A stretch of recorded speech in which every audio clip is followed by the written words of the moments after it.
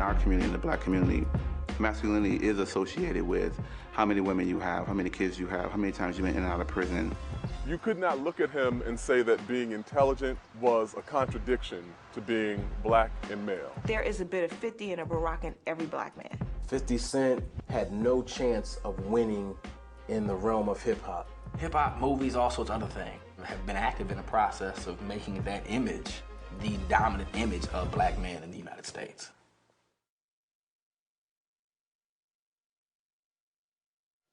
Barack equaled Harvard. Someone like 50 Cent equaled Hood. Hood equaled virility. Harvard equaled impotence. And it made me think about the way manhood had evolved in terms of blackness over a period of time and how dangerous it had become. Gangster rap had begun to shape the definition of black manhood to the degree that it made, certainly I think, middle-class men lose their place in manhood in the eyes of women. Not in a real sense, but in terms of the media image. Because everywhere you went, the image of manhood in every form of creative media came out of that 50 Cent mold. If it wasn't thugged out, then it wasn't manhood. And for too many of young boys, both here in the US and certainly in London, there aren't those male figures, so then all they have to define manhood is what comes out of the small screen or what comes out of a magazine or what comes out of a hip-hop video.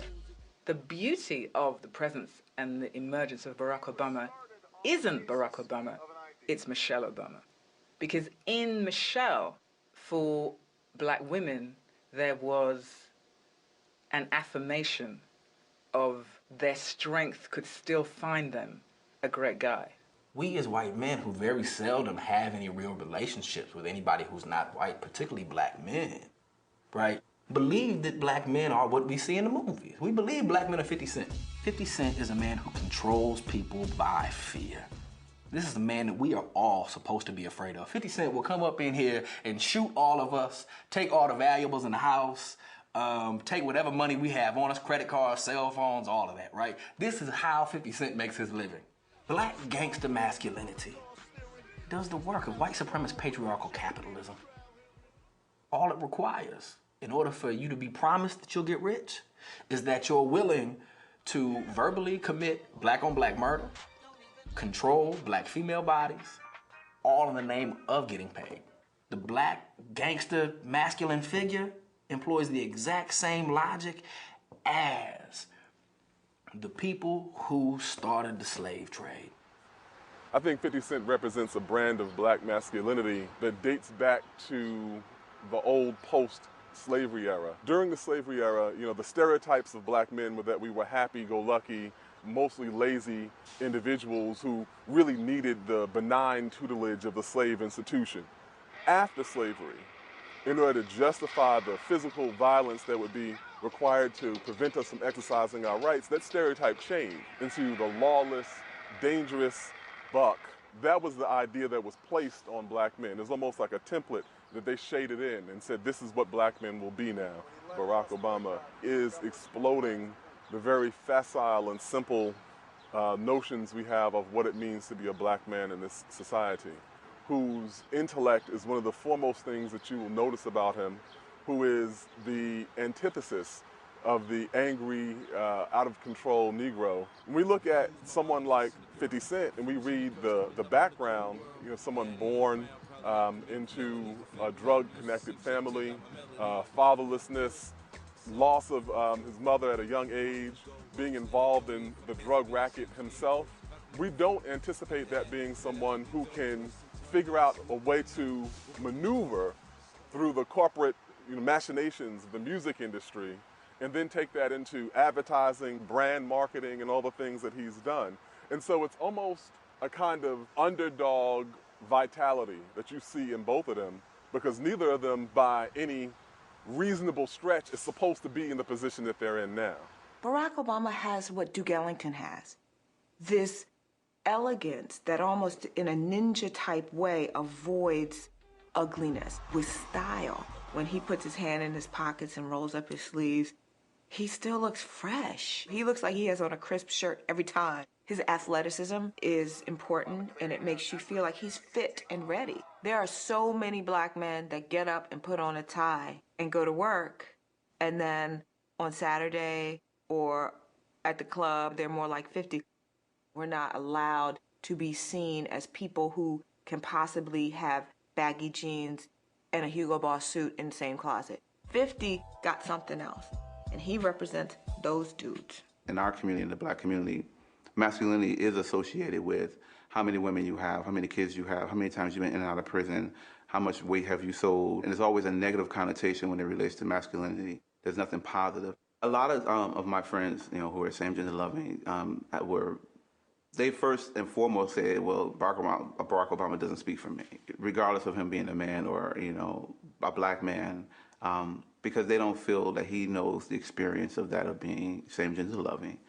But my concern and question was, well, he's first and foremost a black man in America, and that is what you are. So when people see you, they don't see gay, they see a black man. People should be treated equally on the basis of race. They should be treated equally on the basis of gender. And they should be treated equally on the basis of sexual orientation. It shows his intelligence. It shows his reverence for tolerance, understanding, and also equality. All those things play a part of what someone is as a man as far as it relates to their masculinity. Power in America has always been about aggressiveness, what you can take, what you can control. As long as we survive, the survival of the fittest, that's American manhood, manifest destiny.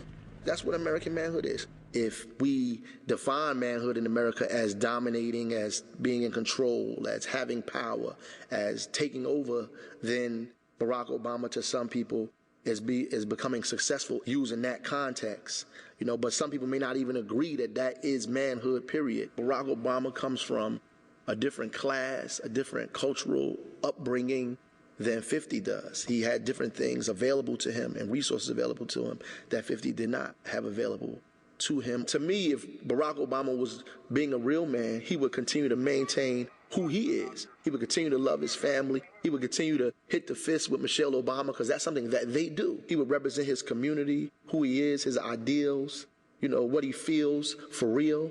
And he would use his power and resource to take care of the world. And that's what men do.